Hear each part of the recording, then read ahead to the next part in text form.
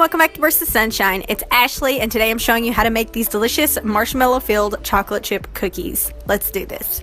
Starting with some cookie dough, we are just going to make up whatever kind you want. Package, homemade, whatever. I'm using a package because I'm lazy. Set that aside. Get your cookie sheet ready to go. Get your cookie dough.